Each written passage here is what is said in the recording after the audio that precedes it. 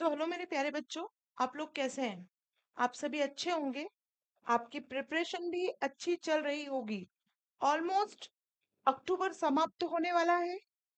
एक आप ये मान सकते हैं, 1 महीना 10 दिन और है आपके पास। बाकी दिन किसी कुछ काम में कुछ कुछ कोई गेस्ट आ गया है ना, वगैरह वगैरह, इसमें निकल सकते हैं। तो मैं आपसे यही कहूंगी कि जो समय आपके पास अब बचा है, आप उसमें अपना पूरा समय दें, अच्छे से पढ़ाई करें। कहते हैं ना, दिल निकाल के रख देते हैं। तो बस वही आपको करना है कि आपको इतनी मेहनत करनी है, इतनी मेहनत करनी है कि अड़ोसी पड़ोसी भी बोले कि बच्चा दिखाई नहीं दे रहा। हो सके तो मैं पेरेंट्स से ये निवेदन करना चाहूंगी कि बच्चा वाकई सिंसियर है नवोदय को लेकर, तो अब आप उसे स्कूल से लीव दिला दें। स्कूल में आप बात कर लीजिए कि मतलब आप लोग अपने अकॉर्डिंगली कि बच्चा नवोदय की प्रिपरेशन कर रहा है, अब उसको थोड़ा समय चाहिए, तो आप वहां से उसको लीव दिलवा सकते हैं। ऐसे पॉसिबिलिटी भी रहती है कि स्कूल से लीव मिल जाती है, ताकि वह अपना फुल टाइम अभी नवोदय में दे। स्टेट बोर्ड में बहुत सारी जगह ऐसा होता है कि लोकल जो एग्जाम, फिफ्थ के जो एग्जाम है, वो बहुत सारी स्टेट में बोर्ड की एग्जाम हो रही है। तो अगर बोर्ड की भी एग्जाम है फिफ्थ में, तो आप लोग टेंशन ना लें, उसके लिए सफिशिएंट समय है। और लोकल है तो कोई बात है भी नहीं। कुल मिलाकर मैं यह कहना चाह रही हूँ कि जो अभी का जो समय है, ये सिर्फ बच्चा नवोदय की पढ़ाई के लिए ही समर्पित रखे, दूसरे सब्जेक्ट के लिए ना रखे। ठीक, जैसा कि आपको पता है, मेरे यूट्यूब चैनल पर रिवीजन की क्लासेस भी स्टार्ट हो गई है। ये रिवीजन की क्लासेस अब धीरे धीरे बढ़ती जाएगी, 1.5 घंटे, 1.25 घंटे, इस तरीके से चलेगी, है ना। कंटिन्यू नहीं हुई तो 45 मिनट्स की 2 क्लासेस रहेंगी। मैं एक ग्रामीण क्षेत्र में बैठकर ये वीडियो शूट करती हूँ। हो सकता है कि कुछ टेक्निकल इशू हो जाए, एकदम से क्लास बंद हो जाए, तो जहां तक क्लास रहेगी मैं वैसे ही आप लोगों को अपलोड भी कर दूंगी, ताकि आपका नुकसान ना हो। मैं फिर कह रही हूँ, जो रिवीजन में क्वेश्चंस करवा रही हूँ, ये तो करना ही है, लेकिन रिवीजन के क्वेश्चंस छोड़ने की गलती आप लोग ना करिएगा। साथ ही टेलीग्राम ग्रुप है एग्जाम वाला विथ योगिता मुकाती, आप उसको भी ज्वाइन कर लें। सारे इंपॉर्टेंट क्वेश्चंस, नोट्स मैं वहीं पर आप लोगों को शेयर करूंगी। लेसन नंबर 12 हम कंटिन्यू थे। लेसन नंबर 12, लाभ हानि और बट्टा, profit and loss and discount, ये हमारा चल रहा था। ठीक है, ये चैप्टर हमारा चल रहा था, जिसमें मैंने आपको ट्रेंड एनालिसिस बता दिया था कि प्रतिवर्ष यहाँ से क्वेश्चंस आते हैं। इस साल भी 3+ क्वेश्चंस आपको यहाँ से देखने को मिलेंगे। तो आप मुगालदे में ना रहें, चैप्टर कोई से भी आपको नहीं छोड़ना। अगर आपको पता नहीं है कि हमारे सिलेबस में क्या क्या है, तो आप उसके लिए मेरा सिलेबस वाला वीडियो देख सकते हैं, टाइम मैनेजमेंट वाला वीडियो देख सकते हैं। साथ ही अगर आपको OMR शीट फिल करना नहीं आ रही, तो आप उसके लिए भी वीडियो मेरा देख सकते हैं, जो क्लासेस यूट्यूब पर है। एप्लीकेशन पे तो है ही, लेकिन यूट्यूब पर भी ये क्लासेस अवेलेबल है, वहां से भी आप देख सकते हैं। साथ ही एक बार आप सभी पालकगण और सभी बच्चों को बहुत बहुत धन्यवाद देना चाहूंगी कि उन्होंने यूट्यूब पर इतना मुझे प्रेम दिया, इस क्लास को इतना लाइक किया, है ना। तो उसके लिए भी आप लोगों को धन्यवाद। उस मेरा वॉचिंग टाइम अभी जो मैंने लास्ट वीडियो डाला था, उसका ही 13 आवर्स आया है, 13 घंटे का। तो आप सभी ने देखा होगा तभी आया है। चलिए, ये ट्रेंड एनालिसिस है। देन उसके बाद ये सब कुछ मैं पढ़ा चुकी थी। क्रय मूल्य क्या होता है, it means cost price, selling price. मेरी जो क्लासेस है, मेरे जो नोट्स है, वो हिंदी माध्यम और इंग्लिश मीडियम दोनों में अवेलेबल है। बाइलिंगुअल क्लासेस है, बाइलिंगुअल नोट्स है। जो बच्चे ने देखे हैं उन्हें पता होगा। चलिए, तो ये सब चीजें हम पढ़ चुके थे, लाभ पढ़ चुके थे, लाभ कैसे निकालते हैं, क्या होता है, ये सब चीजें हम पढ़ चुके थे। ये क्वेश्चन भी हम पढ़ चुके थे, लेकिन बहुत से बच्चे ग्रुप में नए भी जुड़ रहे हैं, तो ये क्वेश्चन आज मैं फिर से करवाने की इच्छा रखती हूँ। ये क्वेश्चन है कि एक रेडियो 500 रुपए में खरीदा जाता है, जबकि 550 रुपए में बेचा जाता है। लाभ होगा या हानि होगी? A radio is bought for 500 rupees. We sold for rupees 550. Profit or loss is equal to how much money? जैसे कि मान लीजिए, अब हम छोटे तरीके से बात करते हैं। अगर आपने कोई चीज 10 रुपए में खरीदी, खरीदी मतलब कि क्या हो गया ये आपका कॉस्ट प्राइस। हिंदी में बात करूं तो क्रय मूल्य। अब आप इसी वस्तु को 15 रुपए में बेच देते हैं, जिसे हम इंग्लिश में बोलते हैं सेलिंग प्राइस, हिंदी में बोलेंगे विक्रय मूल्य। तो कुछ भी समझ में नहीं आया तो आपको ये ध्यान रखना है जो अब मैं बोलने जा रही हूँ।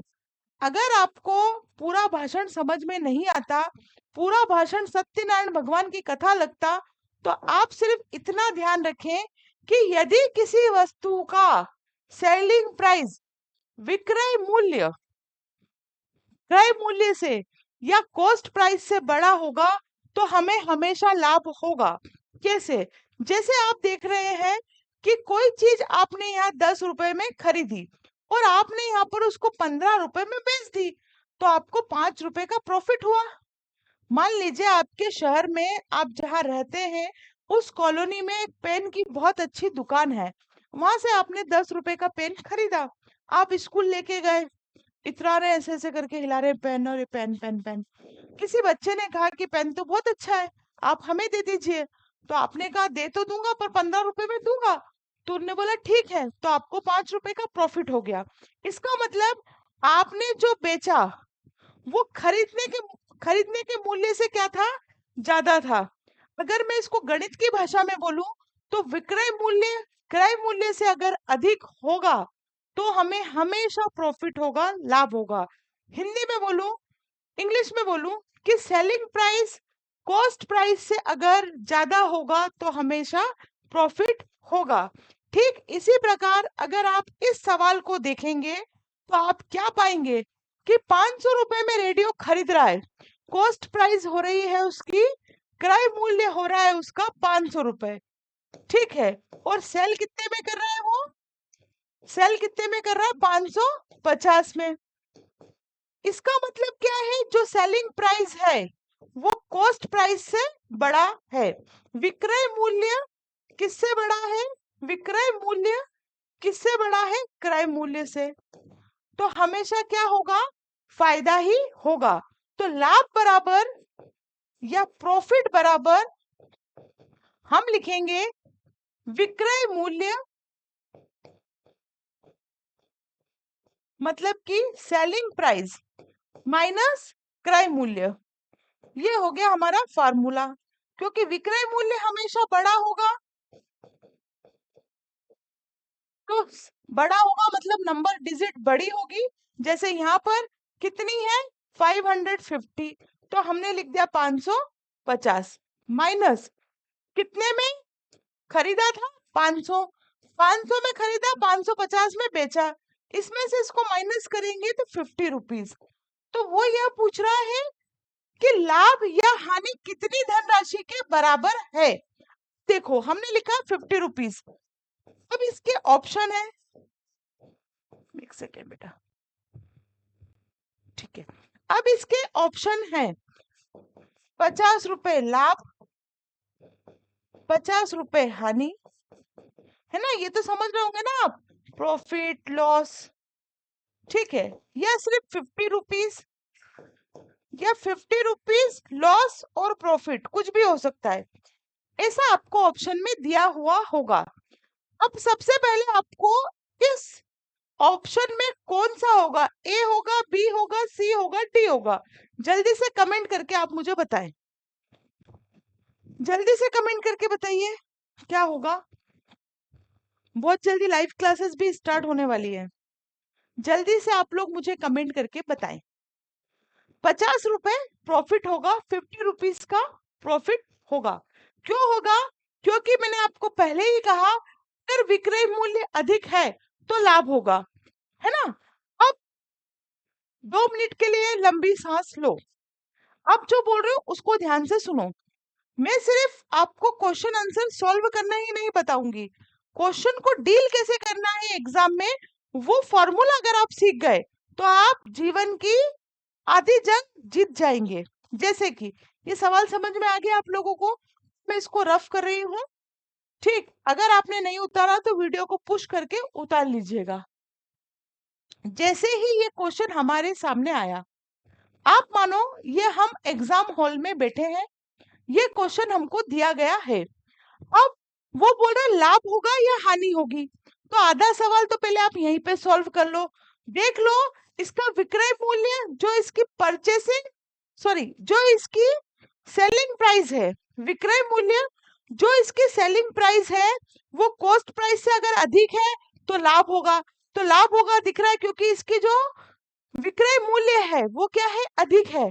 तो हमें ये ध्यान देना है कि ऑप्शन में पहली बात तो हमें लाभ वाला ऑप्शन चुनना है, लाभ वाला ऑप्शन चुनना है, क्योंकि लिखा रहेगा ₹50 लाभ है, ₹50 हानि है, कुछ कहा नहीं जा सकता या ₹50 लाभ या हानि, इस तरीके से ऑप्शन है। तो हमें पहली बात तो लाभ वाला ही चुनना है, ठीक। अब लाभ निकालने के लिए क्या करना है? कुछ नहीं करना है, जो बड़ी संख्या है उसमें से छोटी संख्या आप घटा दो, क्योंकि आपका जो पेपर है वह पेपर डिस्क्रिप्टिव नहीं है, आपको सवाल करके नहीं बताना, आपको 4 ऑप्शन में से एक ऑप्शन चूज करना है। आपका ₹50 लाभ आ गया, आप कैसे भी लाओ, फॉर्मूला लिखो नहीं लिखो कोई मतलब नहीं, बस ऑप्शन आपका सही साट आना चाहिए। मान लीजिए ए ऑप्शन पे ₹50 प्रॉफिट दिया है, तो आपको मान लो यहाँ क्वेश्चन नंबर 1 है, यहाँ इस तरीके से गोले दिए हुए होंगे ए बी सी डी, तो आपको ए सही साट फिल करना है, बस उसको इससे मतलब है। आप आंसर कैसे लाए, आपने क्या तिगड़मी जमाई, कैसे किया, या फिर आपने ऐसे कर दिया जय श्री राम, उसको कोई मतलब नहीं।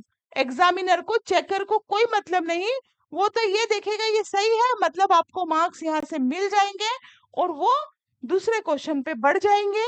अगर ये गलत होता है तो ये रॉन्ग हो जाएगा, आपके नंबर यहाँ से कट डाउन हो जाएंगे, नंबर आपको नहीं मिलेंगे। ओएमआर शीट को कैसे भरना है, क्या भरना है, ये मैं आपको बता चुकी हूं। देखिए, देखेंगे कि मैंने यहाँ पर सब जगह तो नहीं लिखे, कहीं कहीं पर मैंने फॉर्मूलेज भी पुट कर दिए हैं। लाभ जब हम निकालते हैं, सिर्फ लाभ की बात कर रही हूँ, ध्यान रखना क्वेश्चन चैप्टर बहुत इंपॉर्टेंट है, इसलिए मैं बार बार गाना गा रही हूँ। भले ही 4 क्वेश्चन हो, लेकिन वो चारों क्वेश्चन आपके दिमाग में बैठ जाना चाहिए। रात में कोई 2 बजे उठा के पूछे कि बच्चा उठ और ये बता, तो तुरंत आंसर निकलना चाहिए, तो आपने पढ़ाई करी, नहीं तो फिर काय की पढ़ाई करी।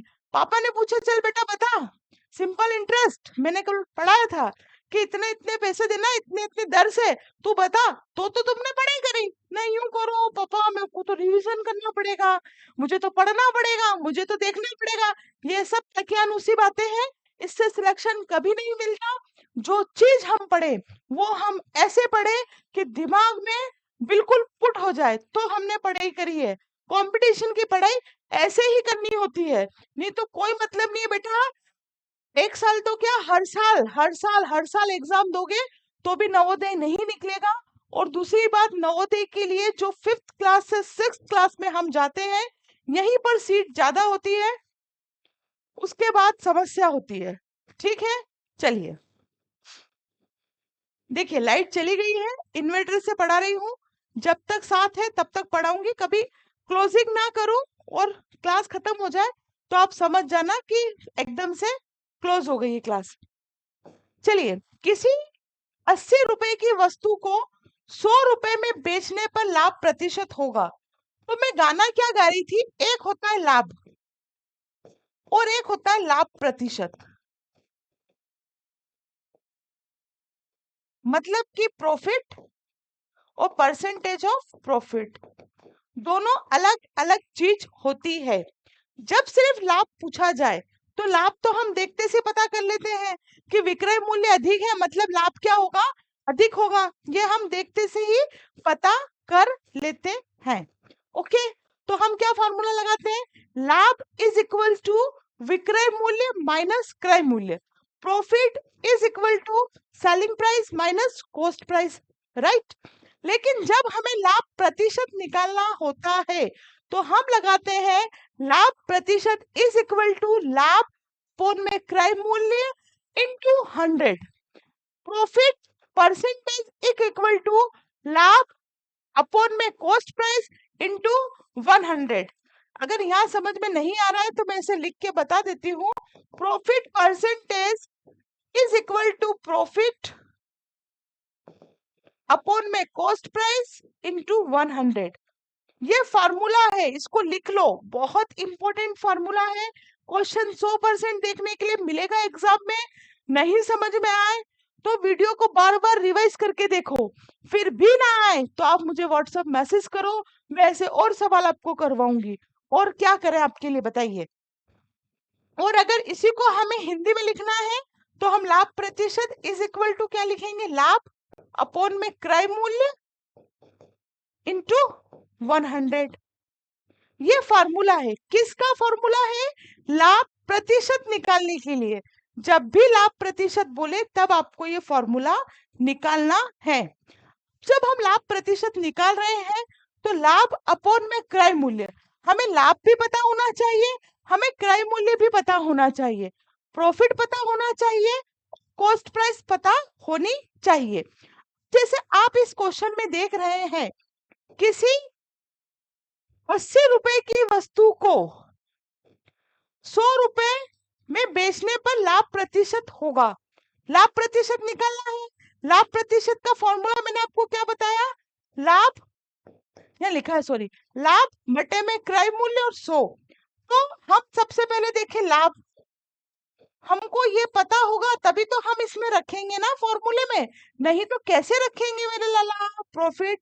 और ये हो गया आपका कॉस्ट प्राइस। 80 रुपए में खरीद रहे हैं, मतलब ये तो हो गया हमारा क्या, कॉस्ट प्राइस। अब लाभ क्या होगा, 100 रुपए में बेचा, तो 100 रुपए में बेचा और 80 में खरीदा, मतलब 20 रुपए का हमको क्या हो गया, लाभ हो गया। बस लाभ भी है, हमारे पास क्रय मूल्य भी है। तुम लोग समझ रहे हो ना मैं क्या बोल रही हूँ। लाभ प्रतिशत निकालने के लिए हमें ये फार्मूले पे ध्यान देना होगा, ठीक। इस फार्मूले में हमें वैल्यूज रखनी होगी, प्रॉफिट की, कॉस्ट प्राइस की। तो पहले तो सवाल को पढ़ो, उसको समझो, तो वहां से इन दोनों चीजों को निकालो। दोनों चीजों को निकालोगे तभी लाभ प्रतिशत में निकलेगा, अदरवाइज नहीं निकलेगा। कॉस्ट प्राइस, हमें क्या चाहिए, क्रय मूल्य। क्रय मूल्य या कॉस्ट प्राइस हम किसे कहते हैं, जिस मूल्य पर हम उस वस्तु को खरीदते हैं उसे हम बोलते हैं कॉस्ट प्राइस या क्रय मूल्य। हमने 80 रुपए की वस्तु को क्या करा, खरीदा और उसको 100 रुपए में बेचा, तो सामने दिख रहा है कि विक्रय मूल्य अधिक हो गया, दिख रहा है 20 रुपए का प्रॉफिट हो गया, तो ये तो हमारा हो गया लाभ। और खरीदा कितने में हमने, 80 रुपए में, ये हो गया हमारा क्रय मूल्य। तो ये दोनों चीजें हमने लिख दी। अब इस फार्मूले में पुट कर दो, profit upon cost price into 100। Profit कितना है हमारा, 20 रुपए, कॉस्ट प्राइस कितना है हमारा, 80 रुपए, इनटू 100।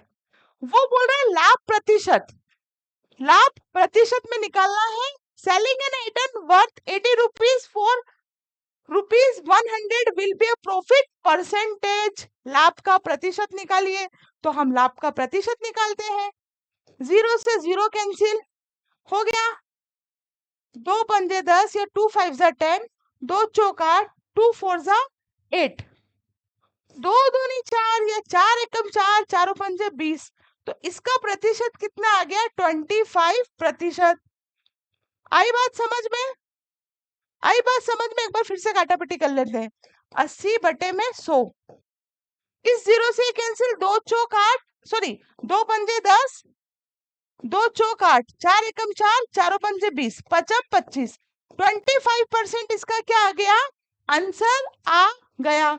आशा करती हूँ ये सवाल आपको समझ में आ गया होगा। 2 सेकंड है, आप देख लो इस सवाल को, मैं जब तक पानी पी लेती हूँ।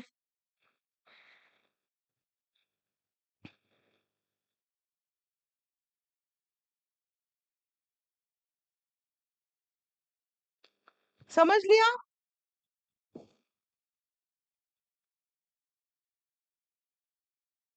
चलिए आगे चलते हैं नेक्स्ट क्वेश्चन पे। सवाल बहुत अच्छे हैं, सिर्फ थोड़े से दिमाग की जरूरत है। अगर दिमाग यूज करेंगे तो सवाल 100% बनेगा। कोई पुस्तक विक्रेता, हाँ लिखा है इंग्लिश में, कोई पुस्तक विक्रेता एक पुस्तक को 72 रुपए में बेचकर, सुनो मेरी बात, 72 रुपए में क्या कर रहा है, बेच रहा है। मतलब ये हो गया अपना सेलिंग प्राइस, विक्रय मूल्य।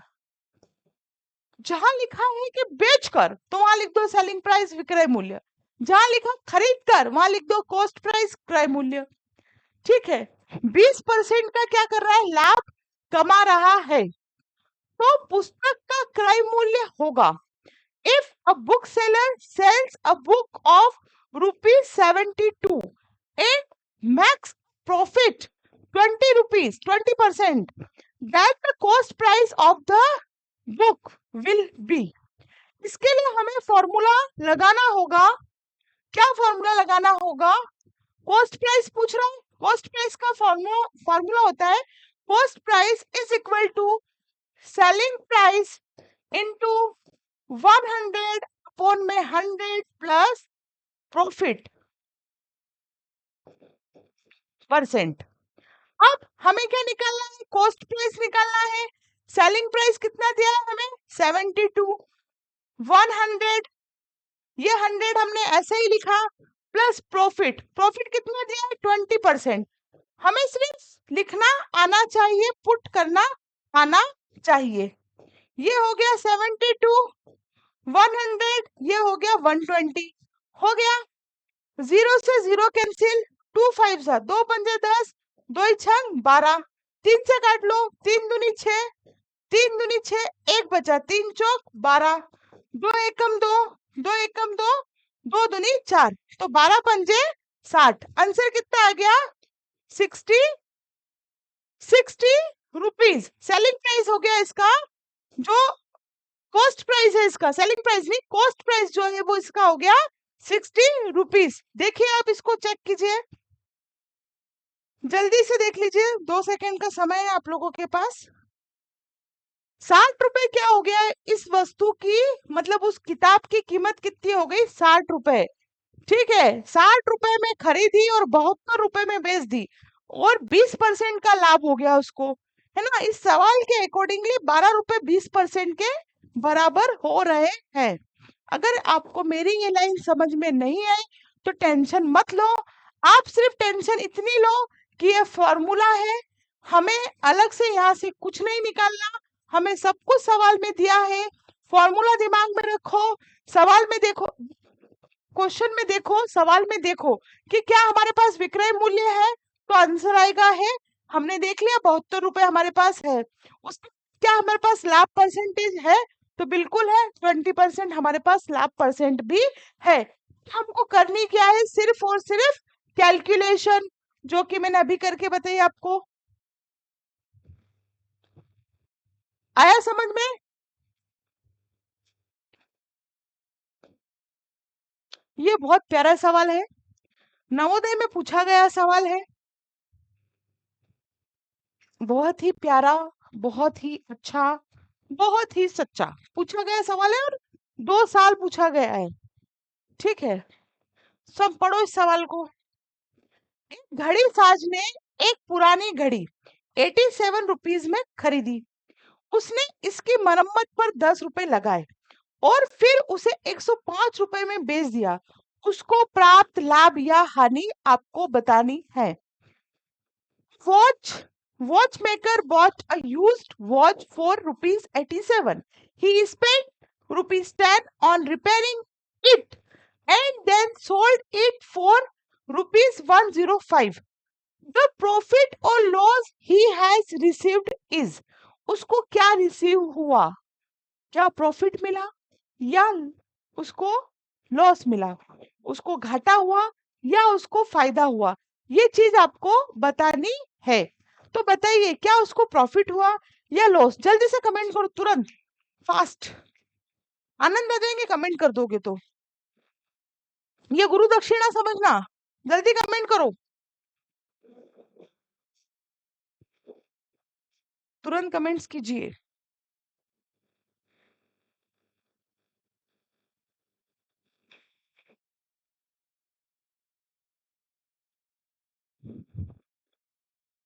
मेरे बच्चों जल्दी से कमेंट करो मेरे बच्चों।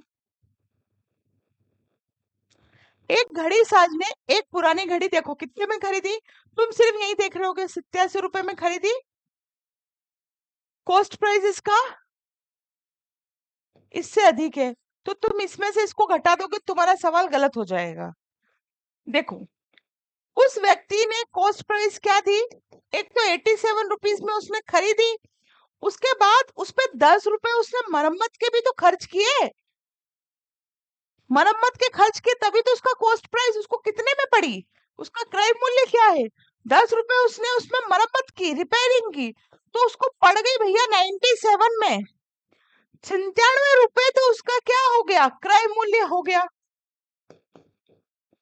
मतलब कि कॉस्ट प्राइस और सेलिंग प्राइस, विक्रय मूल्य कितने में बेच रहा है वो? 105 में, 105 में, मतलब विक्रय मूल्य तो अभी भी बढ़ा है। तो जब जब सेलिंग प्राइस बड़ा होगा तो प्रॉफिट ही होगा। तो आप 105 में से 97 रुपए माइनस कर दीजिए।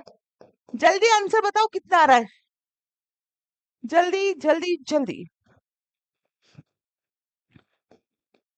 जल्दी से बता दो, बोर्ड पे नहीं देखना, जल्दी से बता दो,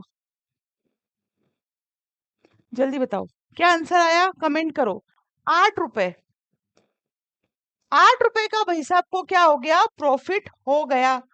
अब ऑप्शन में ऐसा दिया रहता है, लाभ भी लिख सकता है वो, है ना? प्रॉफिट लॉस कुछ भी, तो आपको तो पता है लाभ हुआ है या 9 रुपए, या फिर वो ऐसे भी लिख सकता है 8 रुपए, 9 रुपए, 10 रुपए, 11 रुपए। तो 8 रुपए लाभ हुआ है, ये आपको ध्यान रखना है।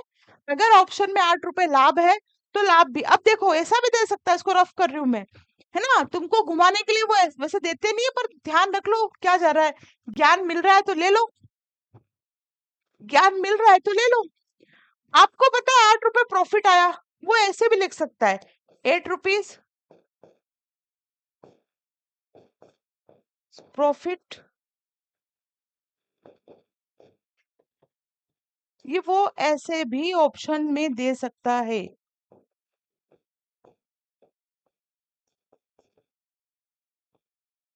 तो क्या लगाओगे? नन ऑफ अबव, उपरोक्त में से कोई नहीं, क्या लिखोगे? 8 रुपीज। अगर आप इसको लगाते हो, इसको लगाते हो, इसको लगाते हो, तीनों में गलत। अगर वो क्लियरली आपको लिख के दे रहा है कि 8 रुपए का प्रॉफिट हो रहा है, तो फिर आपको बी पर ही टिक करना है, ज्यादा दिमाग नहीं दौड़ाना है। 8 रुपए का प्रॉफिट हो रहा है, वो क्लियरली लिख के अगर आपको दे रहा है, तो अपने दिमाग को ठंडा रखिएगा और इसी पे क्लिक कीजिएगा, ठीक है? ये क्वेश्चन और शानदार जानदार पढ़िए और करने की कोशिश कीजिए।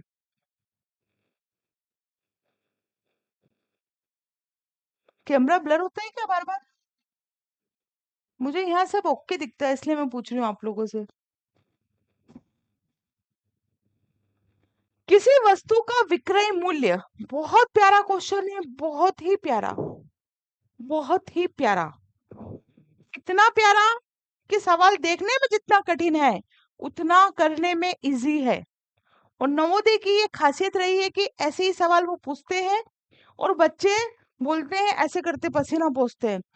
ठंड में पेपर होगा और पसीना पोंछोगे ऐसे करके जैसे मैं पोंछ रही हूँ।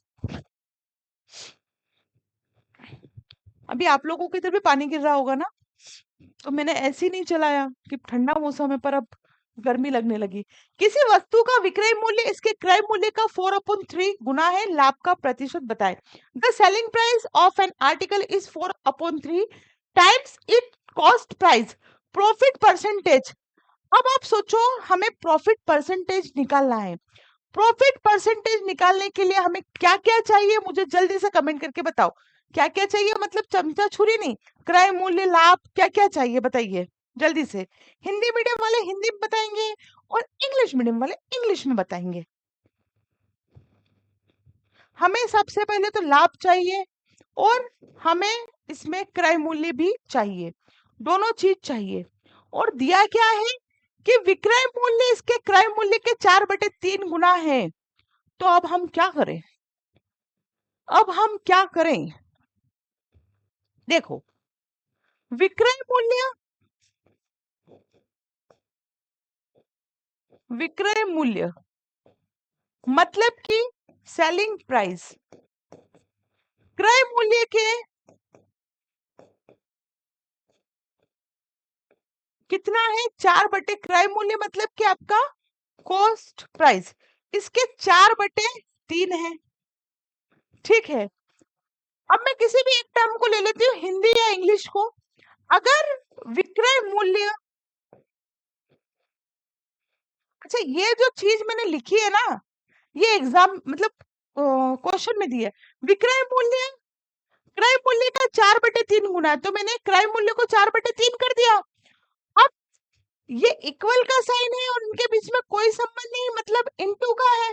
तो अगर मैं इसको इक्वल से इधर लाऊं तो ये क्या कौन में क्रय मूल्य आ जाएगा, ये सवाल हम कर चुके हैं पहले।